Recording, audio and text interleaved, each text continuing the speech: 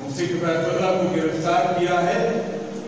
آج اس مجمع میں جتنے لوگ بیٹھے ہیں بشمول میرے ہم اس جرم کا اقرار کرتے ہیں.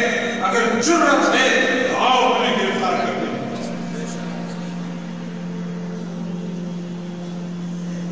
میرے محترم صاحب، میری معلومات کے مطابق کل ان کی ایک مرتبہ پھر پیش ہوئی اور اس کے لیے ہمارے وکلاء کل جائیں گے. لیکن گزشتہ جتنی پیشیاں ہوئی ہیں اس میں جو رویہ سامنے نظر آ رہا ہے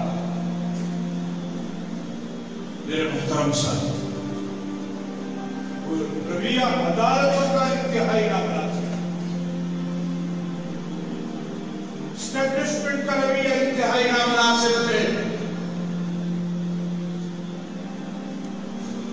بعض جگہ جب ہم بات کرتے ہیں تو ہمیں جواب یہ دیا جاتا ہے کہ یہ تو جج کا کام ہے، ہمارا اس سے کیا تعلق ہے. میں اسٹیبلشمنٹ کو بھی کہنا چاہتا ہوں کہ آج ہماری عدالتیں وہ بھی آپ کی آنکھوں کو دیکھ رہی ہوتی ہیں. لہذا اگر کل قانونی تقاضے پورے کرتے ہوئے مفتی بیت اللہ صاحب کو ضمانت نہ دی گئی، ان کے خلاف دوبارہ اسی طرح رویہ اپنائے رکھا تو پھر جمعیت علماء اسلام صوبہ خیبر پختونخوا آپ کے اس رویے کے متعلق ٹھوس فیصلے کرے گی انشاءاللہ. پھر نہ کہنا کہ ہمیں کسی نے بتلایا نہیں. پھر فور ان کو رہا کیا.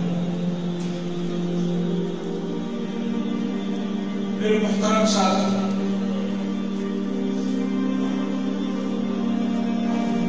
آج عالم کفر جو کر رہا ہے اور اس کا جو رویہ ہے، ہماری اسٹیبلشمنٹ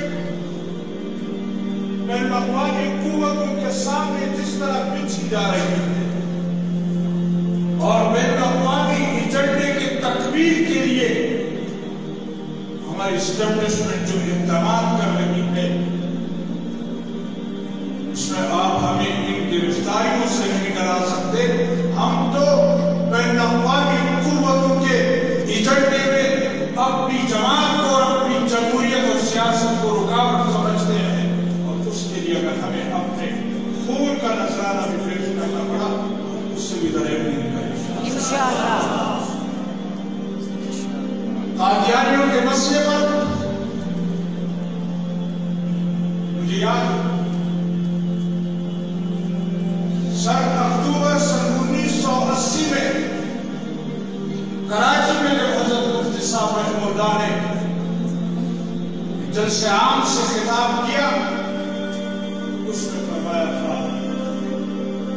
ہم نے جو قومی اسمبلی سے ختم نبوت کے متعلق قادیانیوں کے متعلق جو فیصلہ کیا ہے، آنے والے دور میں کسی کو جرأت نہیں ہو سکتی کہ وہ اس قانون کو چھیڑ سکے. آج بھی وضاحت کے ساتھ کہنا چاہتا ہوں، ختم نبوت کے اس قانون کو، ختم نبوت کے اس قادیانیوں کے غیر مسلم اقلیت قرار دینے کے فیصلے کو بین الاقوامی قوتوں کی ایمان پر اگر کسی کی نیت میں